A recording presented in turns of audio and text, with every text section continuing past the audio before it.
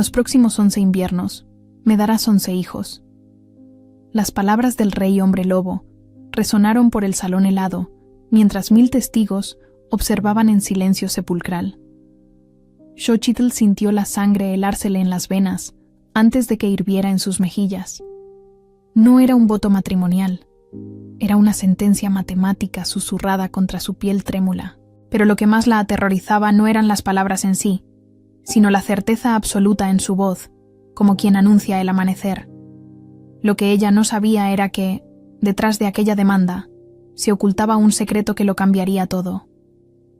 El salón de piedra gris de la fortaleza glacial de Xolotl reverberaba ecos de 1000 susurros ahogados, pero para Xochitl, cada sonido se disolvía en un zumbido distante. Sus ojos color avellana, usualmente brillantes de curiosidad artística, ahora temblaban como hojas de otoño atrapadas en un vendaval.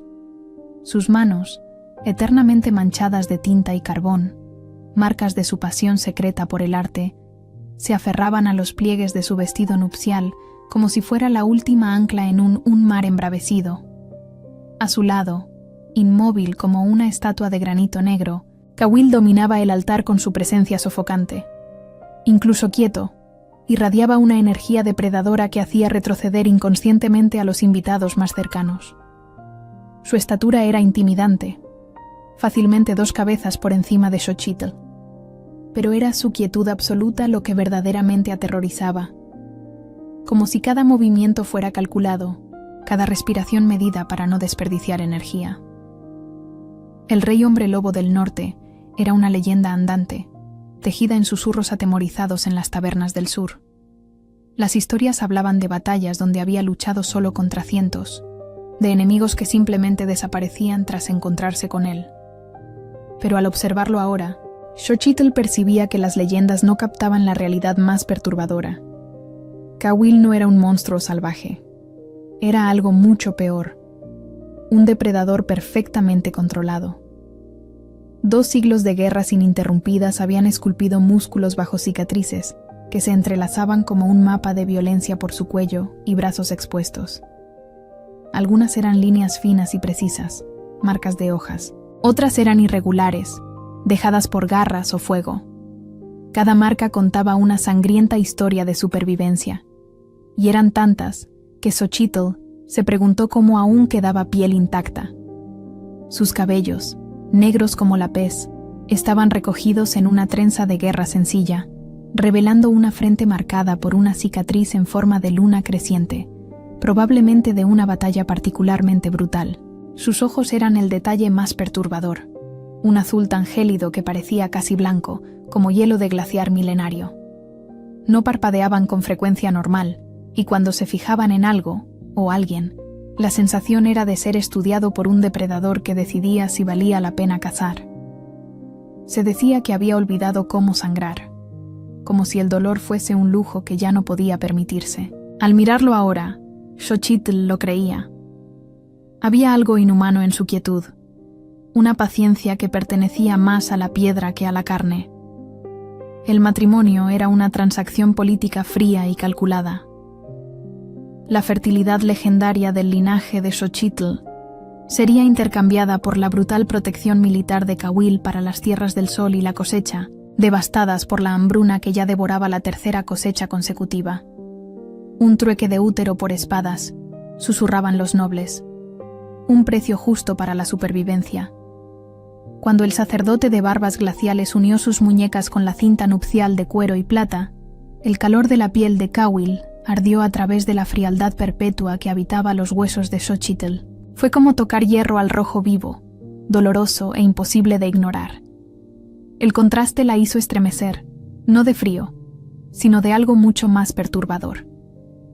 Él se inclinó entonces, ignorando por completo a la multitud expectante que aguardaba los votos tradicionales.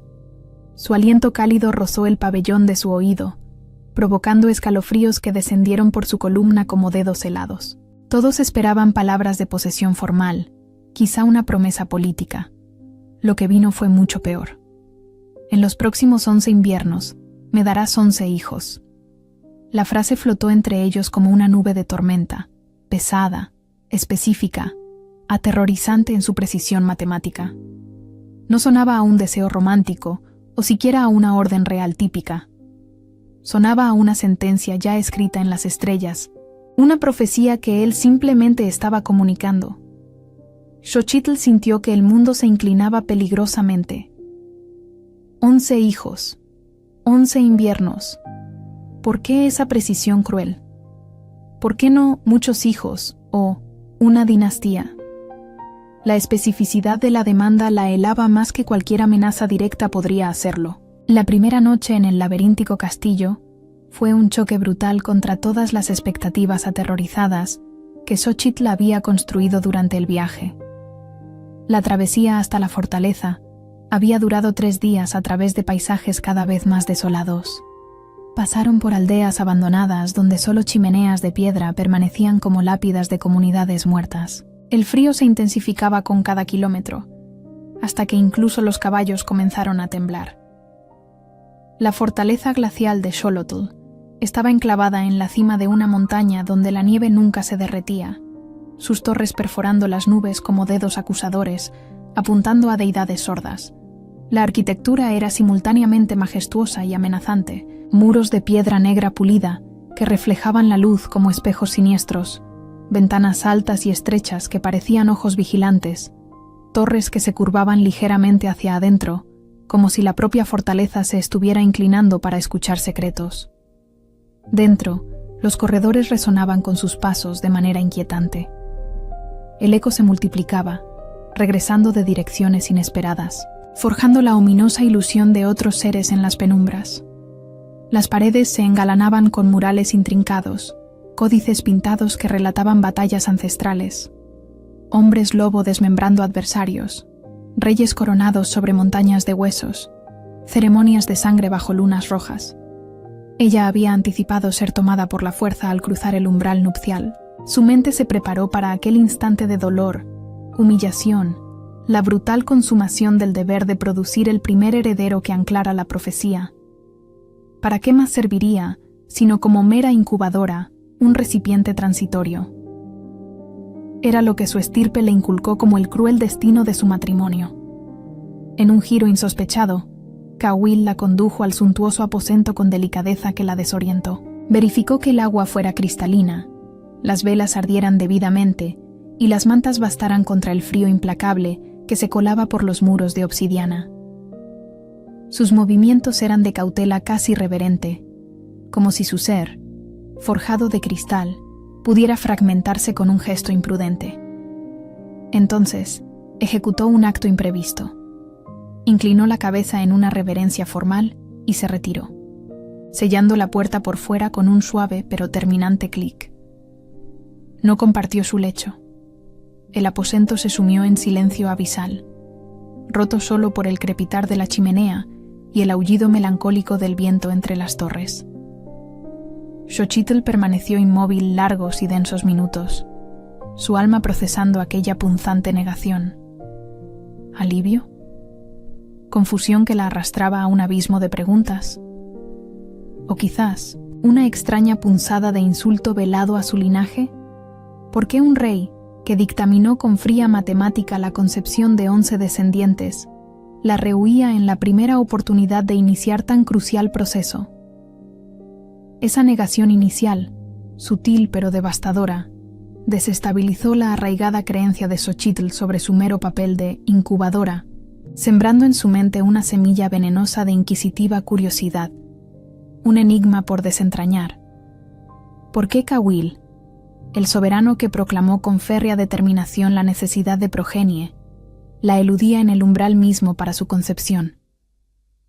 El aposento, explorado con dedos temblorosos, estaba pletórico de caballetes de madera fina importada de las frondosas selvas del sur y tintas raras en frascos de cristal que custodiaban colores jamás vislumbrados.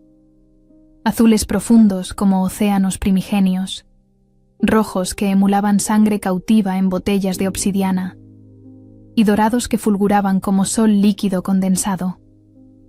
Las telas en blanco, estiradas en marcos de perfección, aguardaban impolutas como páginas de códices aún no escritos, un lienzo para un destino desconocido. un lujo artístico que jamás poseyó en su tierra natal empobrecida, donde el papel era tesoro demasiado preciado para malgastar en meros trazos, y las tintas valían más que la subsistencia.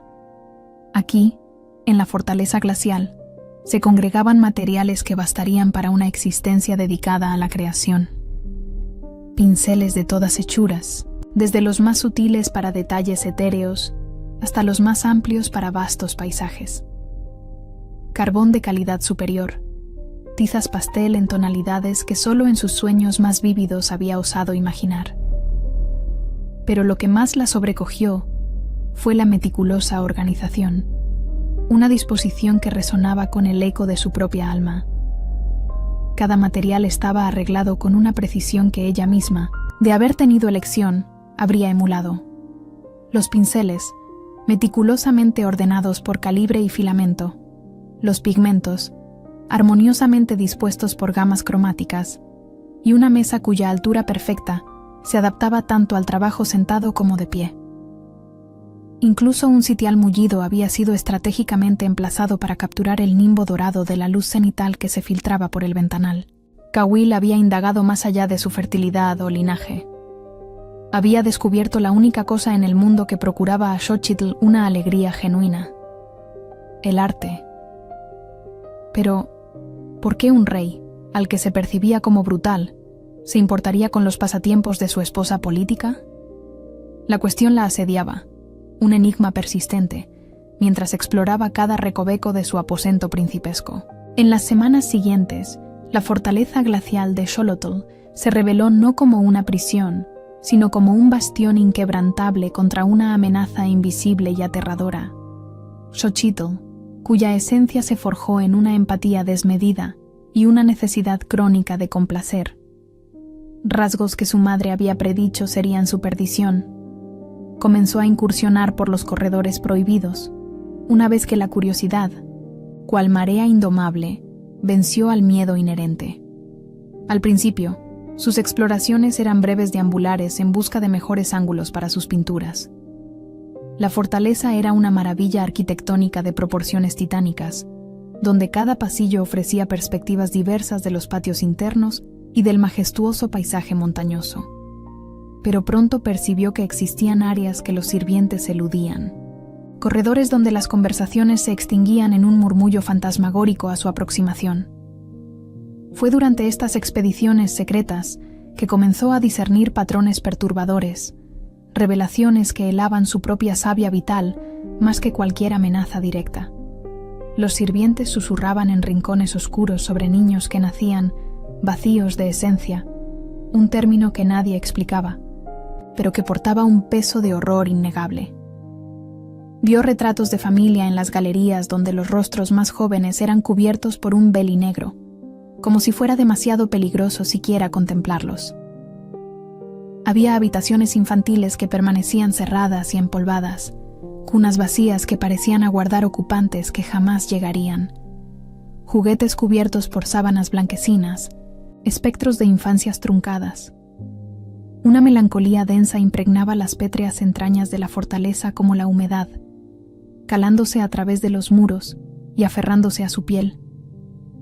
La revelación definitiva llegó una noche cuando, extraviada en la búsqueda de la biblioteca y siguiendo un impreciso mapa mental basado en las crípticas indicaciones de una criada, se encontró, en cambio, con unas criptas de los ancestros ocultas en las profundidades de la fortaleza.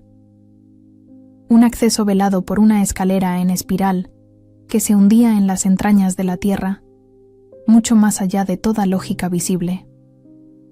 Las lápidas resultaban demasiado pequeñas para adultos, dispuestas en hileras perfectas como soldados caídos. Cada una portaba apenas un nombre y fechas que contaban una historia devastadora, vidas que duraron solo meses, a veces semanas. Aquí yace Lyra, hija de Cawil, que voló a casa a los 3 meses. Descansa Marcus, hijo de Aldrich, que partió antes del primer invierno. La misma frase se repetía: niños que partieron, volaron a casa, se unieron a las estrellas.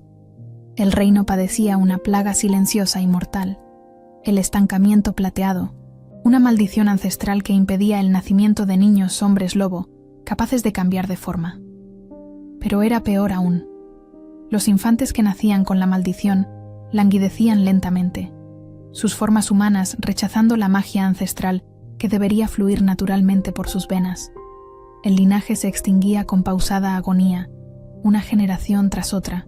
Cada nueva cosecha de bebés producía menos metamorfos, y los pocos que nacían con la capacidad morían con frecuencia antes de los 5 años, sus pequeños cuerpos librando una batalla perdida entre la humanidad y la bestia interior. El silencio de Cawil no era crueldad calculada, sino el peso abrumador de un luto que se extendía por siglos, el luto de un rey que observaba a su especie desvanecerse bajo su reinado. Fue entonces cuando la búsqueda desesperada de Xochitl por respuestas la condujo finalmente a la verdadera biblioteca real, una catedral de conocimiento sepultada en el corazón del castillo. Las paredes se alzaban hasta desvanecerse en la oscuridad de lo alto, revestidas de piso a techo con volúmenes que abarcaban milenios de historia de los hombres lobo. El aroma a pergamino antiguo y tinta seca era casi narcótico, prometiendo secretos que le helarían la sangre.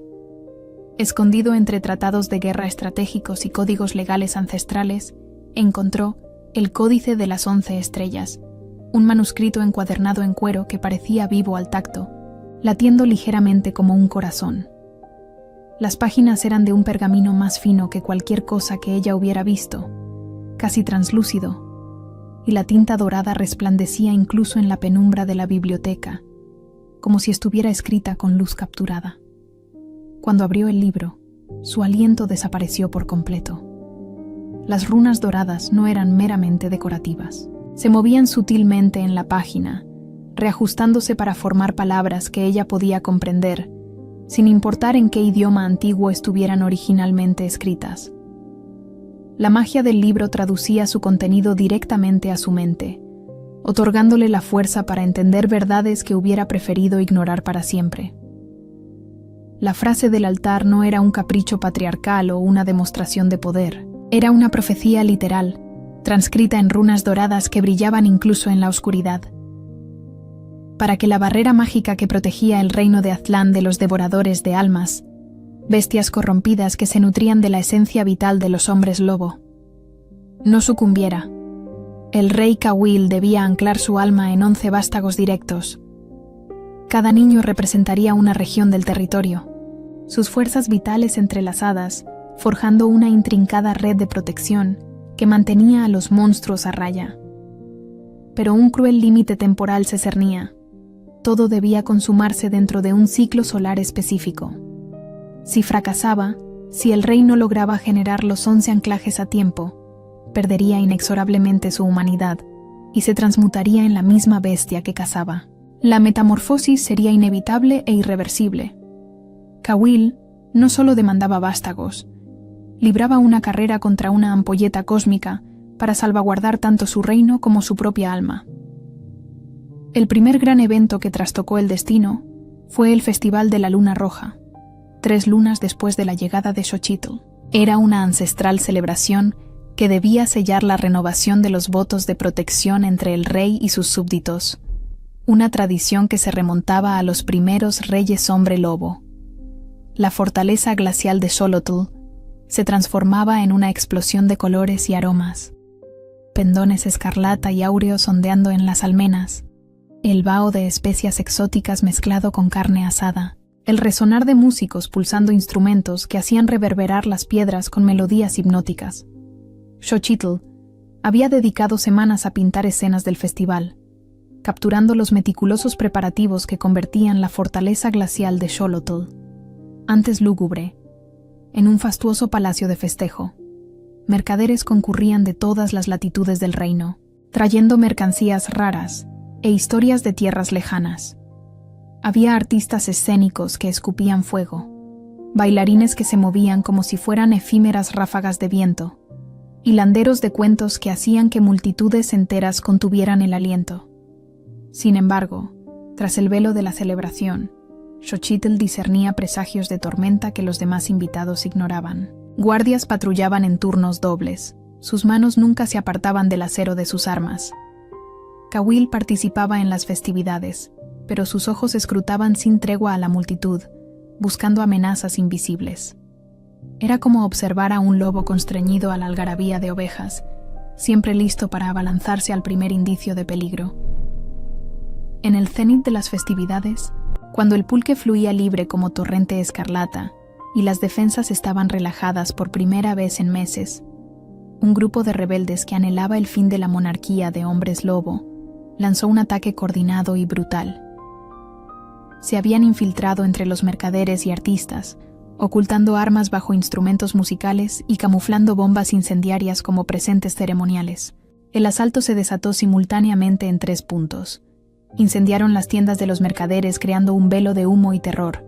Tomaron rehenes civiles en el patio principal, especialmente niños, más fáciles de controlar y cuya seguridad garantizaba la dócil colaboración de los adultos, e intentaron tomar el salón principal donde Cawil departía con la nobleza. Xochitl estaba en el jardín real cuando los primeros alaridos resonaron, absorta en su arte, inmortalizando con pigmentos las rosas invernales que solo florecían bajo la égida del Festival de la Luna Roja. El eco inicial fue un caos de voces, un torbellino donde la algarabía festiva se confundía con el pavor más puro. Pero cuando el vaho acre del humo alcanzó su olfato, portando la impronta de telas y maderas incineradas, mezclado con un hedor mucho más ominoso, la certeza de la catástrofe se clavó en su alma. Su primer impulso, dictado por el instinto de supervivencia y el decoro de una consorte real, debió haber sido el de huir, el de buscar refugio en la seguridad de sus aposentos hasta que la tormenta de violencia amainara. Debió haber invocado a los guardias con un grito de alarma. Debió haber buscado a Cawil, o haberse ocultado en las más recónditas entrañas de la fortaleza glacial de Xolotl, esperando que la amenaza se disolviera. En un desafío a toda lógica y a su propia vulnerabilidad, ella se lanzó, no lejos del peligro, sino directamente hacia su corazón palpitante. Lo que sus ojos presenciaron en el patio principal fue un lienzo de horror, arrancado de las pesadillas más profundas.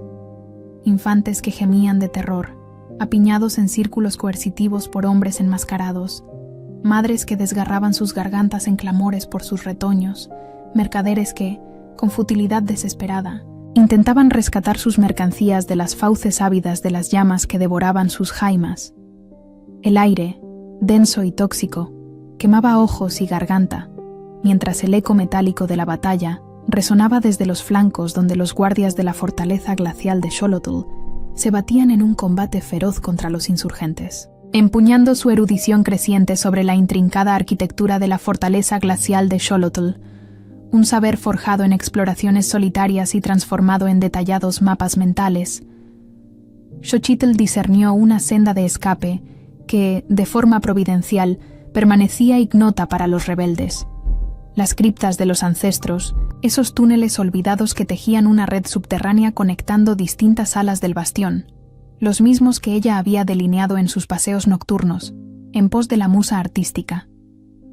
Sin conceder un solo pensamiento a las funestas consecuencias o a su propia salvaguardia, comenzó a congregar a los infantes más cercanos, susurrando órdenes perentorias para que la siguieran en el más absoluto silencio. Eran, en su mayoría, huérfanos que moraban en los linderos del bastión, pequeños cuyas vidas habían sido marcadas por la pérdida de padres caídos en la defensa del reino de Aztlán y que ahora pendían de la protección real. Fueron esos pequeños, 12 en total, con edades que oscilaban entre los 5 y los 15 años, a quienes guió por intrincados corredores secundarios hasta el acceso velado de las criptas de los ancestros. La senda era pérfida, salpicada de escalinatas de piedra carcomidas por el tiempo y pasajes tan angostos que exigían el avance en fila india. Mas era segura, oculta, olvidada por todos, salvo por el alma curiosa de una artista que había sublimado la exploración en una pasión. Fue allí, en las profundidades polvorientas y gélidas de la fortaleza glacial de Xolotl, donde Cawil la halló una hora más tarde. Él había abierto un sendero de furia a través del pandemonio reinante en la superficie, aniquilando rebeldes con una eficiencia letal que grabó en la memoria colectiva la razón por la que era conocido como el Rey Bestia. Sus vestiduras, jirones de lo que fueron, estaban desgarradas y cuajadas de sangre. no la suya, sino la de los adversarios que habían osado interponerse entre él y la realización de su destino. Cuando por fin, su olfato de hombre lobo rastreó la esencia de ella hasta las criptas de los ancestros. Una búsqueda que lo había sumido en una desesperación creciente al confirmar que no se encontraba a salvo en sus aposentos. La visión que lo recibió alteró algo inmemorial en las profundidades de su corazón. Xochitl yacía sentada sobre el frío suelo de piedra, rodeada por las 12 criaturas, cual matrona que resguarda a su prole. Su atuendo de gala, deslucido y desgarrado, mostraba cabellos escapando de la elaborada trenza nupcial. Su rostro, marcado por el polvo y lágrimas de los infantes que había consolado. Empuñaba un candelabro de hierro macizo, arrancado de la pared, arma irrisoria, mas que blandía con determinación feroz. Mas algo en su mirada lo petrificó. Una determinación que transmutaba a la joven recatada en leona, que protegía a su cría. No cejaría, aunque implicara su fin. Aún desprovista de instrucción militar, de fuerza física, sin más que pura valentía, estaba dispuesta a batallar hasta el postrero aliento por la salvaguarda de aquellos niños. Fue en aquel instante, envuelto en el acre aroma del miedo entrelazado con valentía que desafiaba toda lógica, que algo medular mutó en la atmósfera entre ellos. El efluvio de Xochitl se metamorfoseó para Cawil, portando matices inéditos. De protección maternal, bravura desesperada, amor incondicional por inocentes. El lazo de compañeros, el mate bond que yacía latente y oprimido por la maldición de hielo en el corazón de Cawil, estalló con violencia que lo postró, literalmente, de rodillas. El eco que escapó de su garganta era mitad rugido, mitad gemido. La resonancia de un hombre lobo que se recomponía a nivel celular. No fue amor a primera vista lo que lo embargó, sino reconocimiento ineludible ante la crisis. Una comprensión visceral e irrefutable de que Xochitl no era meramente un útero político o alianza de conveniencia, sino su verdadera par. Su compañera, elegida no por estrategia, sino por el más cruel y sublime de los destinos. Sin embargo, dicho reconocimiento acarreaba su propia legión de terrores. Si ella era su compañera, perderla a merced de la profecía sería aún más devastador, y si la profecía fracasaba por su causa. Los meses subsecuentes tejieron una danza delicada entre el anhelo creciente y el pavor paralizante. Cawil comenzó a visitarla en sus aposentos, solo para constatar su bienestar. Después, para largas conversaciones que se extendían hasta la madrugada. Discurrían sobre arte, política, filosofía, todo, salvo la presión acuciante para consumar la unión y dar inicio al cumplimiento de la profecía. Xochitl floreció bajo su atención. Sus lienzos cobraron audacia, sus colores, una viveza inusitada. Retrataba la fortaleza glacial de Xolotl, no como gélida prisión, sino como hogar en ciernes. Retrataba a Cawil, no como el monstruo de las leyendas, sino como un hombre lobo cargando el peso de un mundo sobre sus hombros.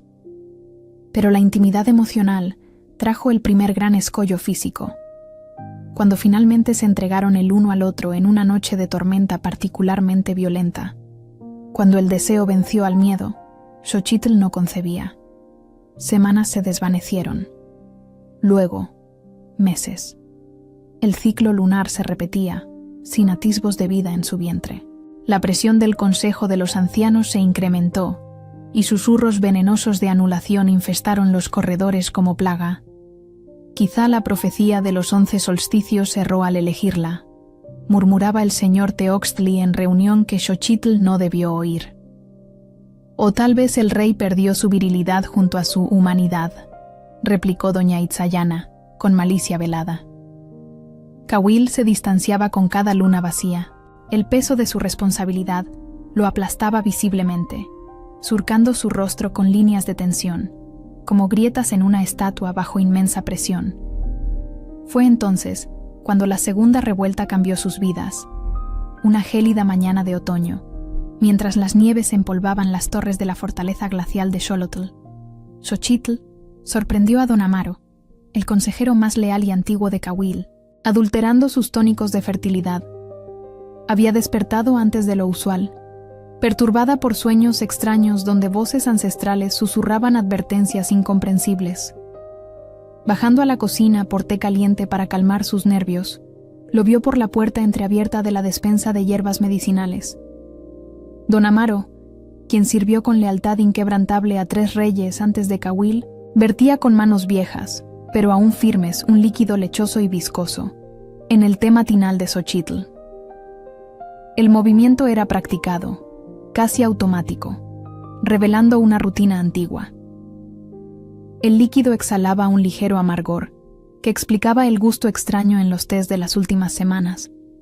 Cuando lo confrontó, emergiendo de las sombras como aparición indignada, esperaba descubrir simple traición política.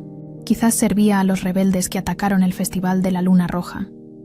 Tal vez debilitaba la dinastía impidiendo la continuación de la estirpe. O era chantaje, sabotaje a cambio de oro o de poder efímero. La verdad era mucho más compleja e infinitamente más dolorosa.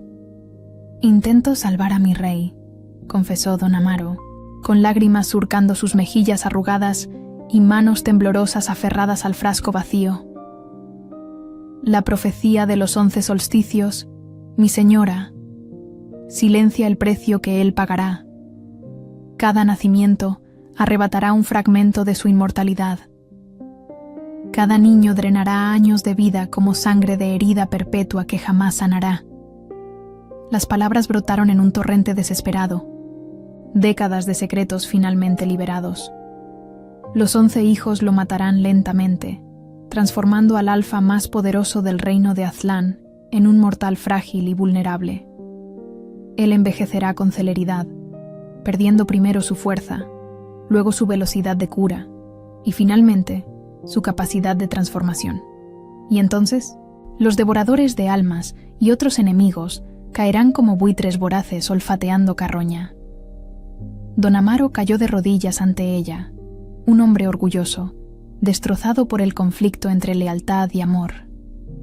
Lo vi suceder con su padre y con su abuelo. La profecía siempre cobra su precio en sangre real. Prefiero ver el reino sin herederos que a mi rey morir a pedazos al engendrarlos. La revelación de que el éxito de la profecía costaría la vida de Cahuil devastó a Xochitl como avalancha imprevista, sepultándola bajo el peso de una verdad que no sabía cómo cargar. Confrontó a su esposo esa noche, temblando no de frío, sino de rabia y miedo entrelazados. Cahuil, acorralado entre la mujer que amaba más allá de toda razón y el deber ineludible que dictaba cada aliento de su existencia, confesó la verdad. Cada nacimiento arrebataría no solo un fragmento de su inmortalidad, sino años de su vida mortal. El primer hijo reclamaría una década, el segundo, 15 años, el tercero, 20. La aritmética era tan cruel como precisa. 11 vástagos significaban que su luz se extinguiría antes de que el menor de ellos alcanzara la mayoría de edad. Prefiero perecer lentamente, legando un mundo vivo y protegido para ti y para ellos, que vivir eternamente en uno muerto y maldito, afirmó, sosteniendo el rostro de Xochitl entre manos, que por primera vez temblaban desde que ella lo conoció. Mi inmortalidad vale menos que su futuro, mas había aún más. La profecía demandaba no solo los nacimientos, sino que él debía permanecer con vida lo suficiente para forjar un vínculo mágico con cada infante. Si sucumbía antes de establecer los 11 anclajes, la barrera se desvanecería y su sacrificio sería en vano. Era una desesperada carrera contra el tiempo, cuyo premio último era la gradual aniquilación de todo lo que Cahuil representaba. Aquella confesión transmutó el miedo de Xochitl en feroz determinación que a ambos sorprendió. Ya no era víctima pasiva de la frase susurrada en el altar, sino compañera activa en el sacrificio. Si él estaba dispuesto a morir por amor al reino y a ella, Xochitl estaba resuelta a vivir por amor a él y a luchar por una tercera opción que ninguno había considerado. La relación floreció en una pasión desesperada, marcada por la cruel urgencia del tiempo. Cada roce portaba el peso de una despedida, cada beso un sabor a promesa y lamento simultáneamente. Se amaron como si cada noche fuese un tesoro robado al destino, cada amanecer un regalo inmerecido arrancado de las manos de dioses celosos. Fue Xochitl quien sugirió la jornada a las aguas sagradas de Citlali, antiguas fuentes mágicas que, se decía, purificaban venenos del cuerpo y del alma. Era un viaje peligroso a través de picos gélidos que probaban a los hombres lobo más curtidos y valles encantados donde aún vagaban criaturas ancestrales. Pero ella estaba resuelta a limpiar su organismo de todo vestigio del veneno de Don Amaro. El viaje se convirtió en una segunda luna de miel, más íntima que la primera, forjada en la fragua de una elección mutua en lugar de un imperativo dinástico. Viajaron con una pequeña escolta, adoptando el ropaje de humildes mercaderes para evitar atención indeseada. Durante las noches gélidas en campamentos improvisados, rodeados solo por hogueras danzantes y el lamento ancestral de lobos salvajes, desentrañaron relatos de infancia que jamás habían confesado a nadie.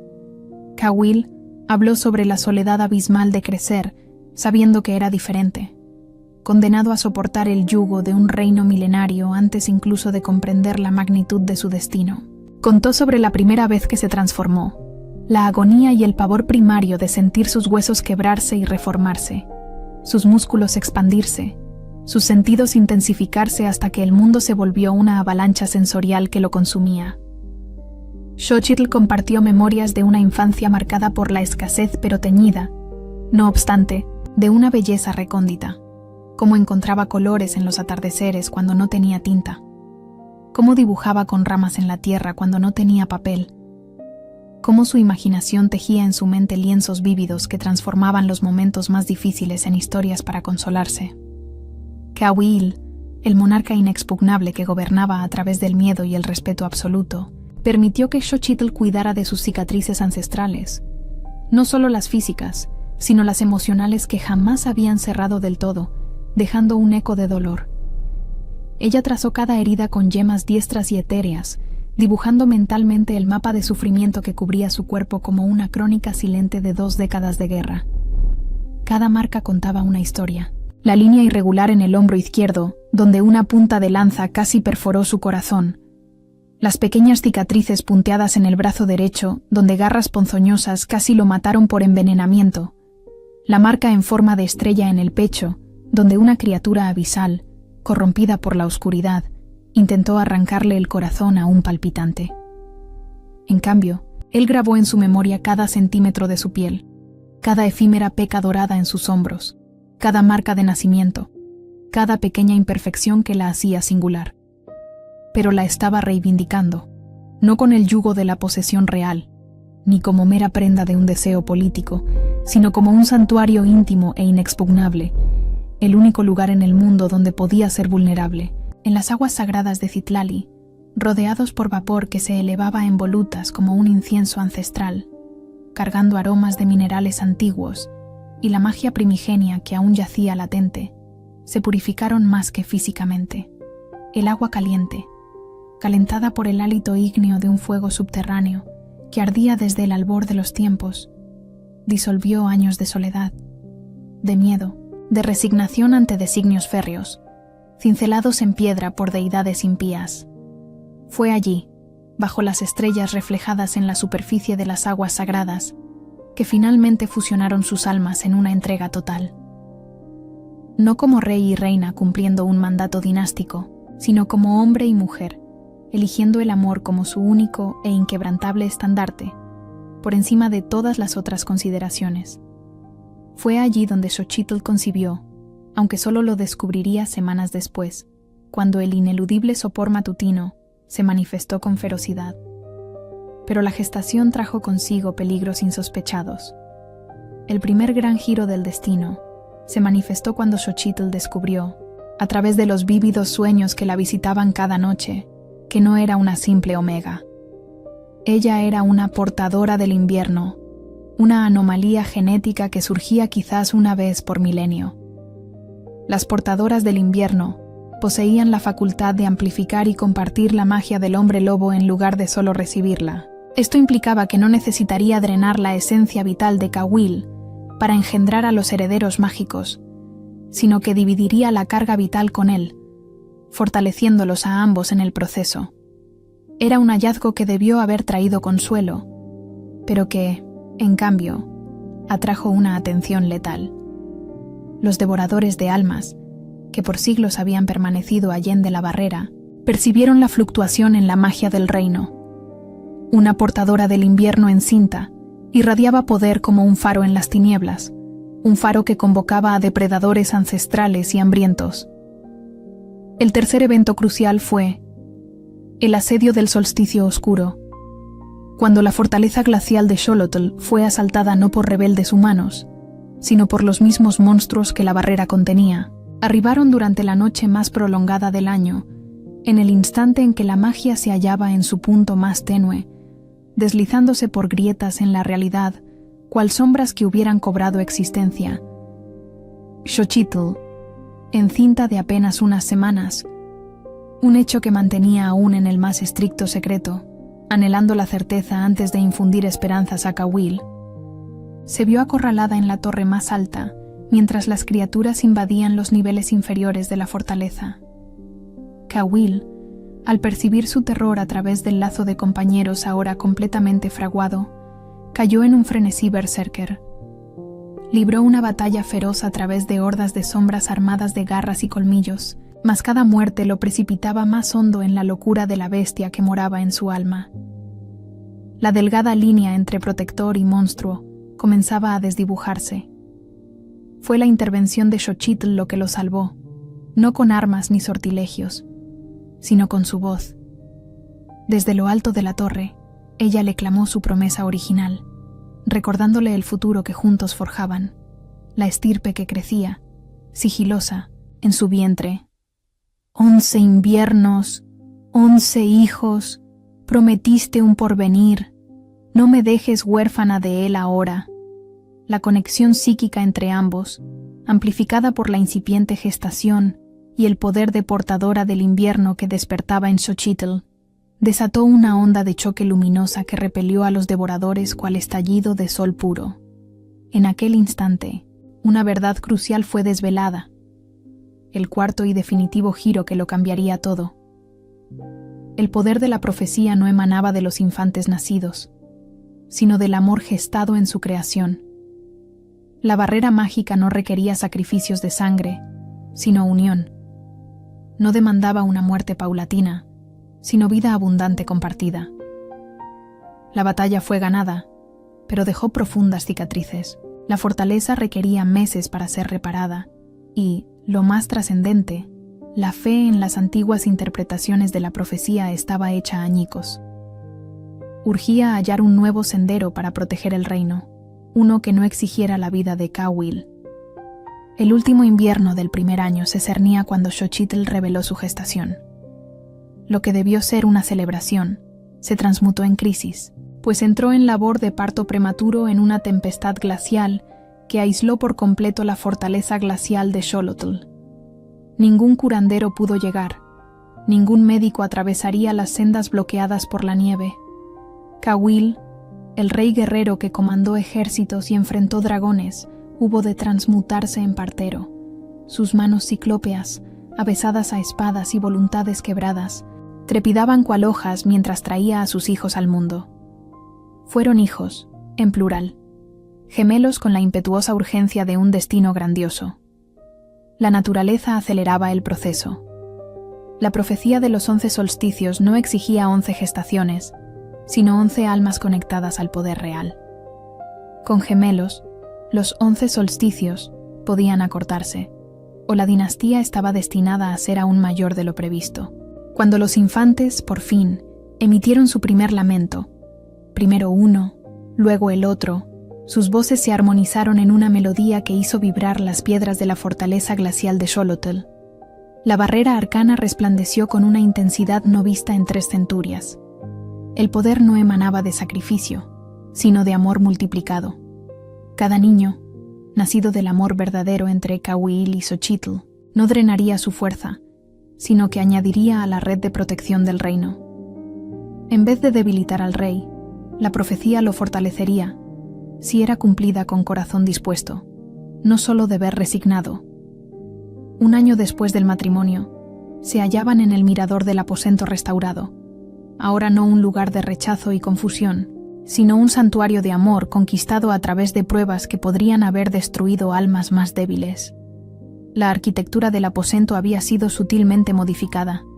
Ventanas agrandadas para capturar más luz para las pinturas de Xochitl, un sillón adicional posicionado para que Cawil pudiera verla trabajar, y estanterías para acomodar los volúmenes que ella había traído de la biblioteca real para estudiar más sobre la historia de su nueva familia.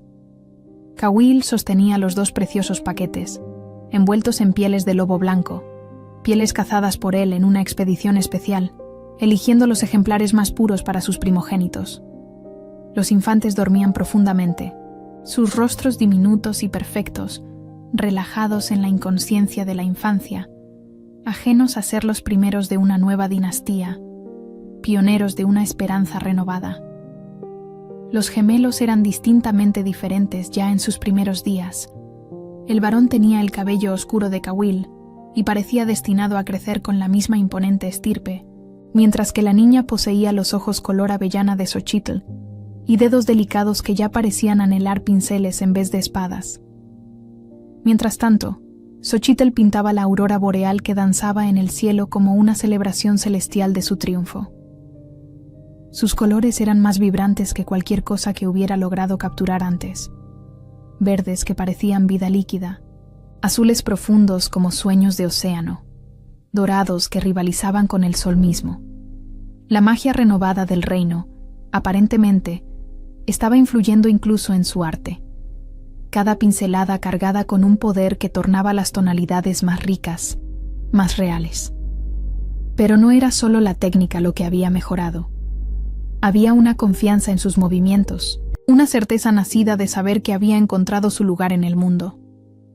Ya no era la muchacha tímida que había sido entregada como pago político. Era una artista, una reina, una madre, una guerrera a su manera única e intransferible. El castillo a su alrededor también había transmutado.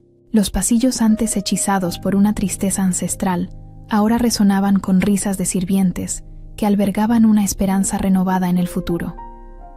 Las habitaciones infantiles, que antaño yacían abandonadas, estaban siendo reformadas y redistribuidas, preparadas para una dinastía que verdaderamente se materializaría. Hasta las piedras parecían más diáfanas, como si la propia arquitectura se hubiera purificado junto con la maldición.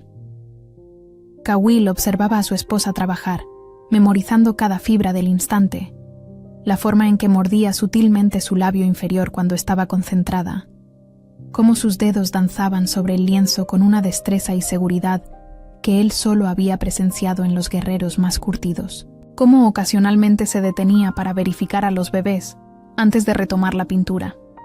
Había cicatrices en ambos, marcas dejadas por el año que casi los aniquila.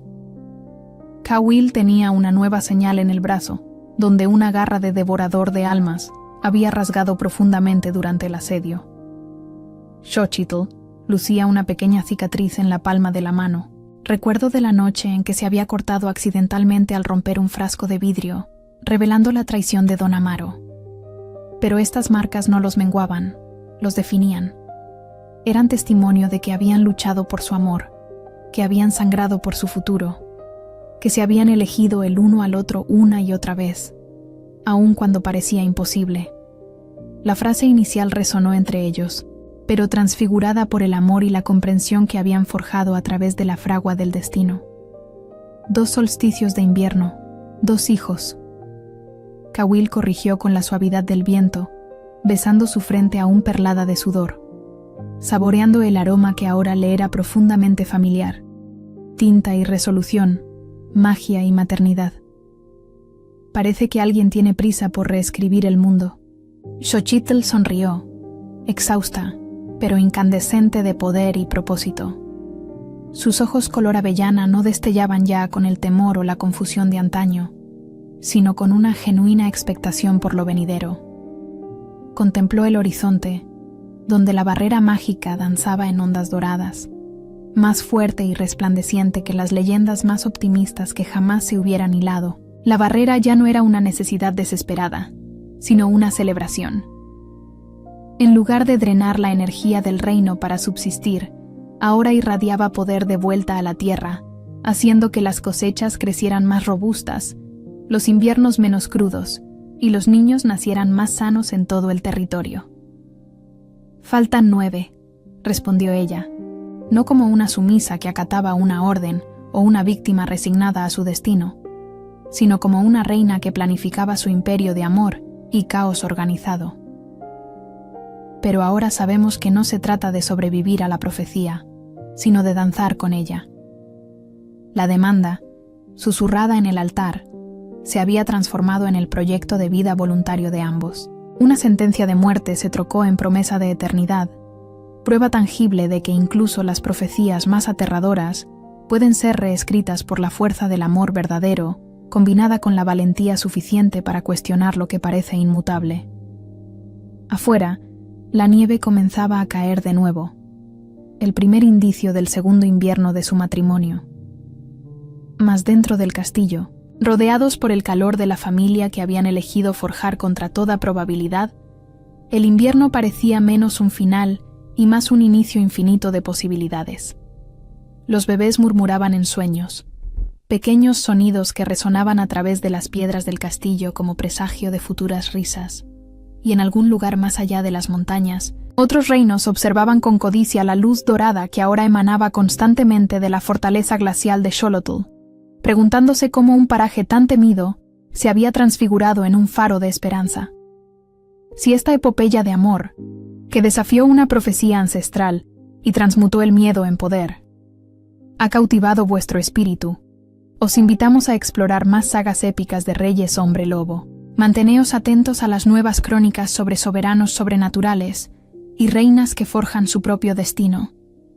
Recordad, hasta las profecías más ominosas pueden ser reescritas por la fuerza inquebrantable del amor verdadero.